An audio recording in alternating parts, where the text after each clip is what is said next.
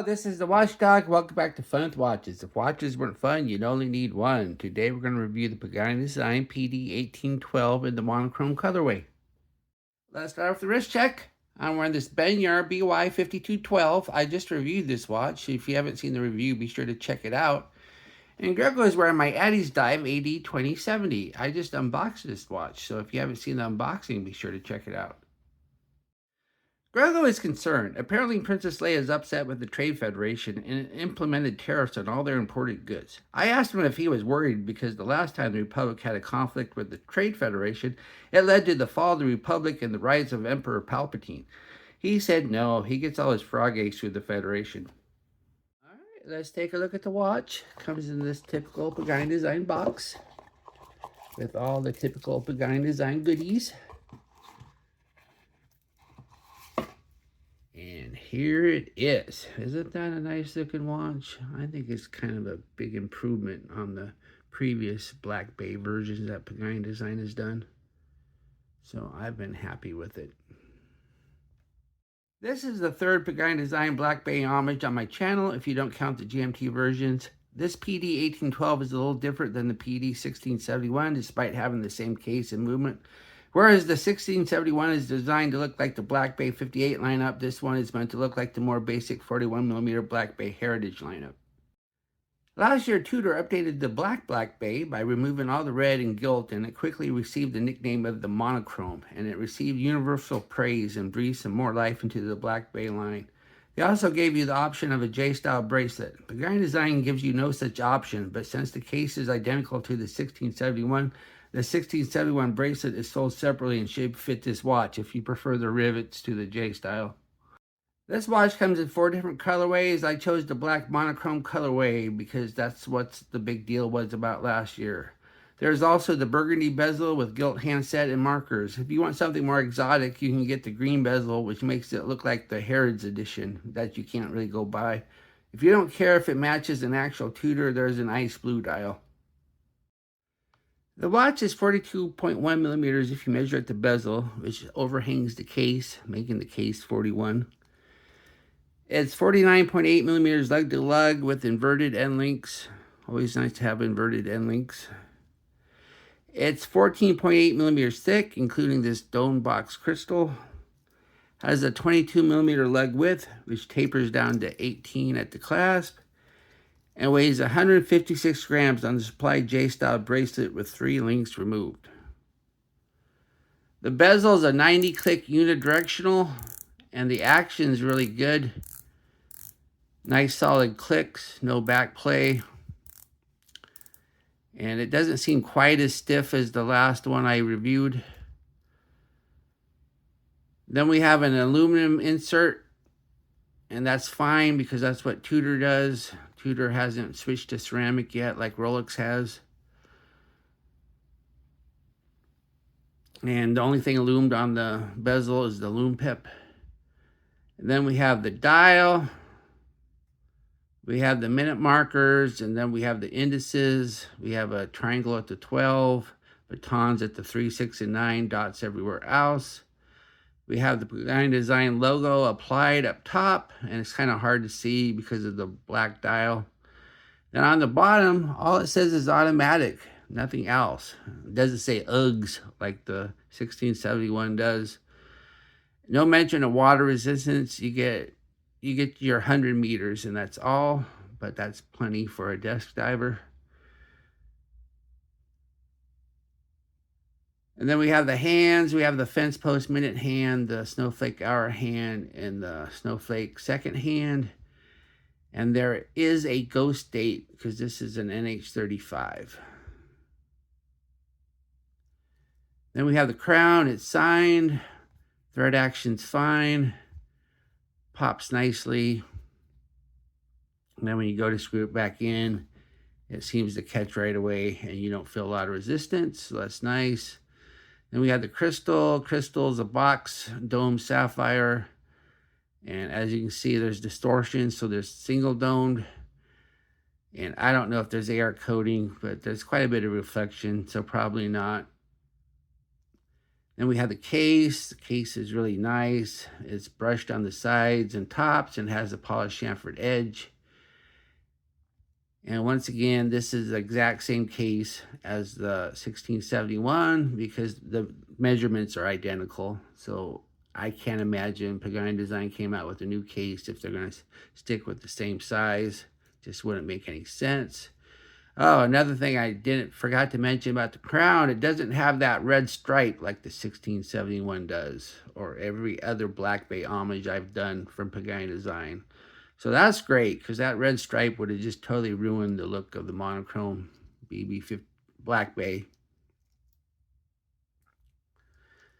Then we have the case back. They do a good job with the case back, because you can it barely sticks out past the case. So that's nice. It's a display case back, and all it says is PD1812M, then Pagani Design. And it's a screw down, and of course the display case back is not sapphire. This is not a sapphire sandwich, but why would you want to spend the extra money for a sapphire sandwich when it's against your skin and not going to scratch you anyway? Underneath the case back is the NH35 movement. This is the go-to workhorse movement for watches in this price range. It's a 24 joule 3 hertz movement that hand winds hacks, has a bidirectional rotor, and about a 40-hour power reserve. Now, they should have used the NH38, which is the dateless version of this movement, but that would be cost prohibitive because they buy so many NH35s, I'm sure they get a bulk discount, unlike the NH38. And I don't mind a ghost date. It's no big deal for me. So let's go ahead and put it on the timegrapher and see what it's doing. Here it is on the timegrapher. As you can see, it's running about 8 seconds fast, which isn't horrible, but not great. We have an amplitude of 267. I have the lift angle set to 53, so that's proper. So the amplitude's a little low. And we got quite a bit of beat error, 0.6 milliseconds. That's why you see 2 lines on the timegrapher. And once again, it's nice, though, that it's running fast instead of slow, because when you go to set the time after it drifts, all you have to do is hack it and wait for time to catch up, where a slow movement, you actually have to move the hands. The bracelet is a 5-link J style, and it's fully articulating. So that's always nice to have a fully articulating bracelet. It contours to the wrist a little bit better. And we have solid inverted end links. No quick release or anything like that, but they do look nice. And then we have screw pins.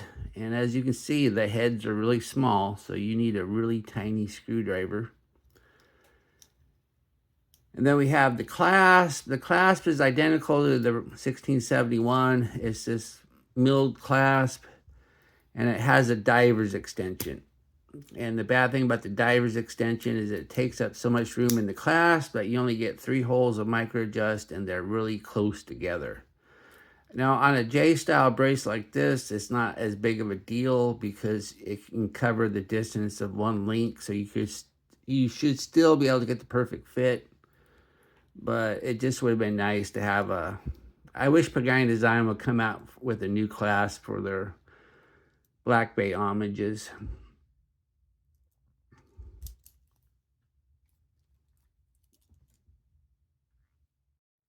Here's the watch on my 7.5-inch wrist. That looks nice. That wears nice. This is a chunky watch, though. It's almost 15 millimeters, so. But this bracelet's super comfortable. So you do have to wear it a little tight, though, just because it is a little top heavy. And this watch is a little bit lighter than the one with the rivet style bracelet. So if you do get the rivet style bracelet separately, it will add some weight to this watch. But it does look really nice. There is a lot of reflection, though, on this crystal. Here we are in the Lume room. I double-checked the Lume test of the V2 version of the 1671, and it had decent Lume for Pagani Design, but it had that typical Pagani frustration of disappointing hands. As we speed up the time, we see that the Lume is identical to the V2 of the PD1671, We have the green C3 color glow, and the indices are doing quite well, but unfortunately the Lume pip and the hands aren't near as strong and fading a bit quicker. It's always annoying to see hands that don't keep up with the indices, since it is the hands that matter the most. What do I like about this watch? It looks and wears nice and looks a lot more like a modern Black Bay. They finally got rid of that red stripe on the crown, and I do like this nice J-style bracelet. What are my gripes and groans? Same old clasp, disappointing hand loom, and they didn't give you a rivet style bracelet option if that's what you prefer. And buying one separately is going to add a good 20 to 30 bucks to this watch. And there's a lot of crystal reflection. Do I recommend this watch? Of course, this watch is great. I really like this watch. It looks a lot like the real thing. And it's a good upgrade for this style of watch. Now, if you already own the 1671, though, I don't know if this is enough to justify a repeat purchase or not. It all depends on what look you're going for. Well, thank you for watching my review of the Pagani Design PD1812 in the monochrome colorway, and I'll be back with another review. Be sure and like and subscribe to my channel. If you like this watch, be sure to use my affiliate link, and I'll get a significant commission, because this watch isn't exactly cheap. And those commissions do add up, and hopefully I'll be able to get myself that Steinhardt one of these days for this channel. And I'd like to thank my Members Choice members. Last time I checked, there were 6 of you. So the list has grown a little bit. So here you are. So thank you again. And I still haven't sold the Members Choice watch. Once again, my sale of my watches have slowed to a crawl. It's really, really hard right now. I've been really having to lower prices. Bye.